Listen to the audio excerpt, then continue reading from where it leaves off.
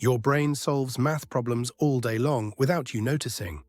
That quick mental math when you pick the shortest grocery line or eyeball the best spot for your couch. The same kind of thinking helped sea traders calculate their routes and astronomers predict eclipses. Every time you portion out a dinner bill or pack a car trunk efficiently, you're using skills that mathematicians have studied and refined for centuries.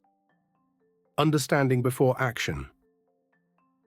A key trick in solving problems, whether you're working with numbers or real-life situations, is one that many people skip right past. Before you do anything else, stop and look carefully at what's in front of you. Think about a student looking at a geometry problem about finding the length of a rectangular room's floor. Sure, they could grab their calculator right away. But people who are good at solving problems will pause and ask three basic questions. What are they trying to find? What facts do they already know? How do these pieces fit together? Just by asking these questions, what seemed hard becomes much clearer. Looking closely at a problem works like putting together a jigsaw puzzle. You wouldn't just grab random pieces and try to force them together. You'd look at the picture first, find the edges, and sort out pieces with similar colors. This same idea works for any problem you're trying to solve. Look at where you want to end up, see what you're starting with, and figure out what rules you need to follow. When people are teaching this to students, many want to jump in and give answers right away when someone's stuck. But asking good questions often works better. Can you tell me what the problem's asking for? What do you notice about these numbers? Does this remind you of anything you've solved before? These aren't just good teaching questions, they're exactly what you should ask yourself when solving problems. Here's a simple example that shows why this works so well. Say you need to draw a square inside a triangle. The bottom corners of the square have to touch the bottom of the triangle, and the top corners need to touch the triangle's sides. Instead of drawing lines randomly, someone who's good at solving problems will first picture how it should look. They'll think about what makes a square special, sides that are the same length, corners that are perfect right angles, and how this fits with the triangle's shape. Once you understand these pieces, finding the answer becomes much simpler. Taking time to understand requires stopping yourself from jumping in too fast. Yes, you might want to start working right away, but that's like starting a trip without checking where you're going. When you spend time understanding first, solving the rest of the problem becomes much easier. Make it a habit to stop, ask questions, and really look at what you're dealing with before trying to solve anything. This turns problem solving from guesswork into a clear path forward. Finding your path. After you've seen what the problem's all about, you need a smart plan to solve it. This is what sets great problem solvers apart from people who just try things at random. Good planning makes the difference between getting stuck and finding your way through smoothly. This planning process often starts with looking at your past experiences. Picture sitting down for a chess game against someone who always beats you. Before making your first move, you might think back to your past games. What moves got you in trouble, and what strategies almost worked? This way of thinking helps with any problem. Your brain builds up a collection of patterns and solutions you can use when facing new challenges. These patterns become especially powerful as you gain experience. People who solve problems well do this naturally. Say they need to find the middle point of a pyramid shape. They might notice it's similar to finding the center of a triangle, which they already know how to do. By spotting this connection, they turn a tricky 3D problem into something more familiar. The trick isn't just about remembering similar problems. It's about seeing how problems connect to each other and building bridges between what you know and what you're trying to learn. Of course, this pattern matching is just the beginning. Making a plan doesn't mean figuring out every single step before you start. Think of it more like planning a climb up a mountain. You pick out some major points along the way, but stay ready to change your route if you hit a tough spot. Sometimes you can't see the best path until you've started moving. This flexibility leads us to another powerful tool in problem solving, finding similarities to other situations. When math experts first tried working out the size of 3D shapes, they used what they knew about 2D shapes. They saw how ideas from flat shapes could help them understand solid ones.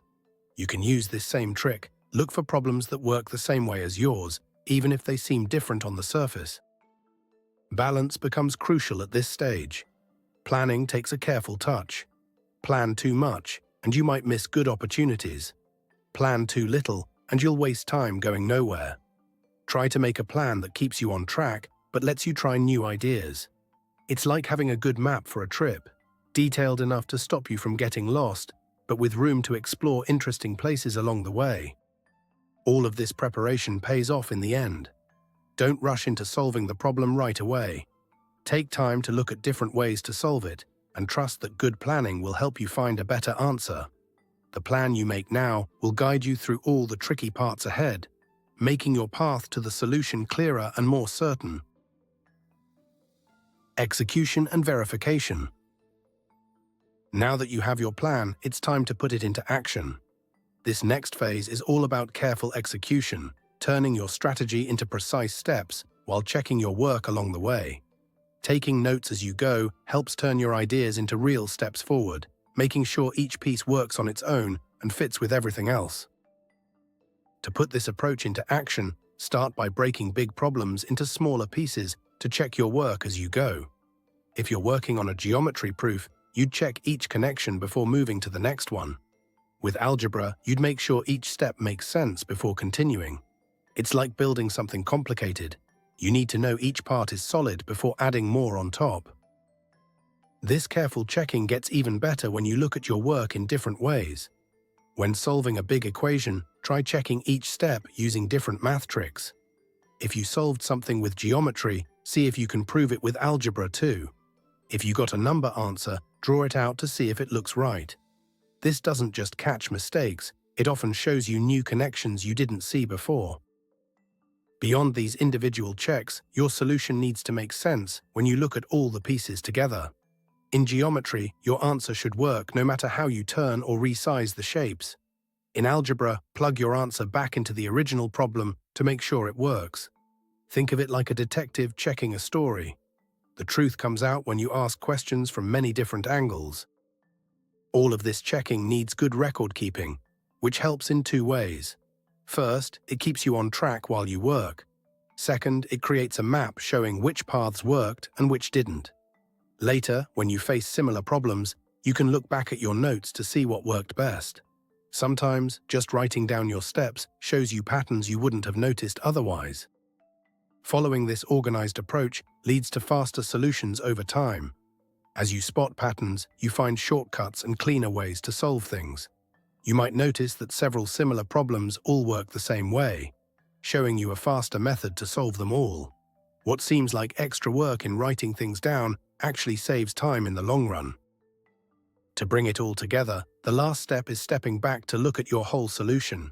This big picture view shows how all the pieces work together, whether there might be an easier way, and how you could use similar ideas to solve other problems. Like a mathematician looking over a finished proof, this final check turns one solution into lessons that help with future challenges. Problem-solving techniques. Moving beyond just checking our work, let's look at some powerful techniques that can help solve really tough problems. These methods, breaking problems into pieces, finding connections to similar problems, and looking at broader patterns, can turn what seems impossible into something you can handle step by step. Here's a common situation. Students get stuck on a hard geometry problem until they learn to break it into smaller parts. Instead of trying to solve the whole thing at once, they work on simpler related problems first. Take finding the diagonal of a complex 3D shape. You might start by working out the diagonals of its flat faces. Each smaller problem becomes a step towards solving the bigger one. This connects to another useful trick, seeing how different math ideas mirror each other.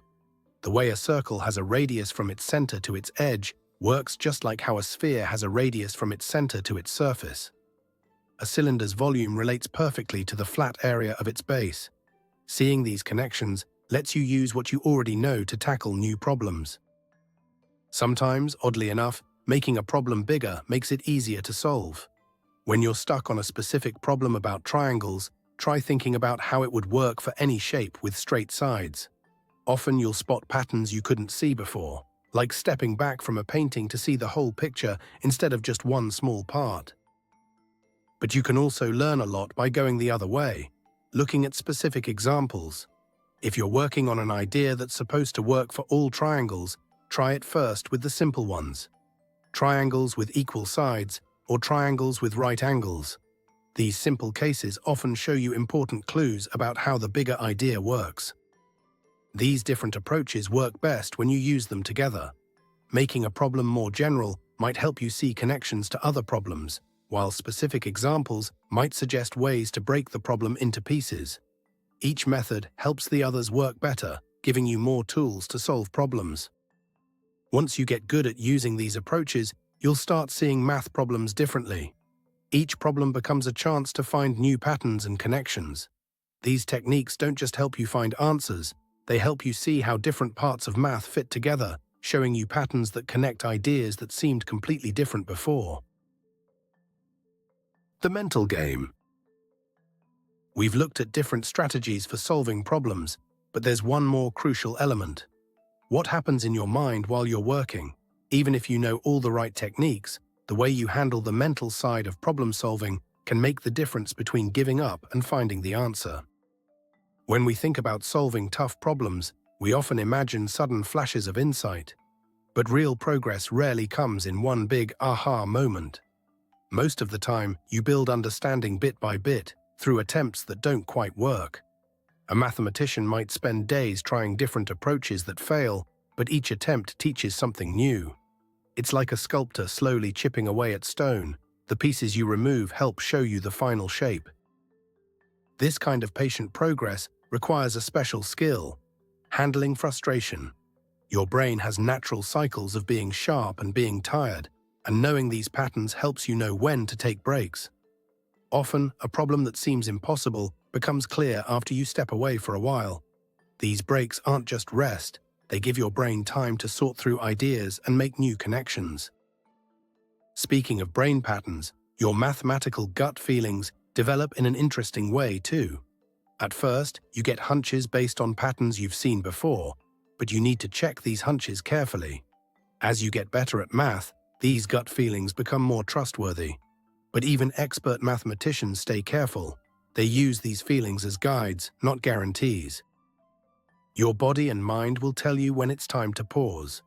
Your work starts feeling mechanical, you keep thinking the same thoughts, or you feel frustrated without new ideas. Many mathematicians set specific time limits, knowing that pushing too long usually doesn't help. Often, new ideas come after you've done something completely different for a while. This brings us to a fascinating aspect of problem solving. Your unconscious mind does a lot of the work. People often get breakthroughs at unexpected times, while walking, showering, or just waking up. This happens because your brain needs time to reorganize information and see new connections. Many famous mathematicians solved big problems during breaks, after they'd already spent lots of time working hard on them. All of these experiences contribute to getting better at spotting patterns. What matters isn't how many problems you solve, but how well you think about each try. Good problem solvers keep notes about what they tried, even when it didn't work. These notes help them see patterns in what works and what doesn't. This whole process leads to building real confidence, the kind that comes from understanding that math discoveries have their own rhythm. Sometimes you might feel stuck for a while before making a breakthrough. Understanding this helps you keep going through tough spots, even when you can't see progress right away. Getting really good at math means accepting this process, knowing that every struggle helps you understand things more deeply.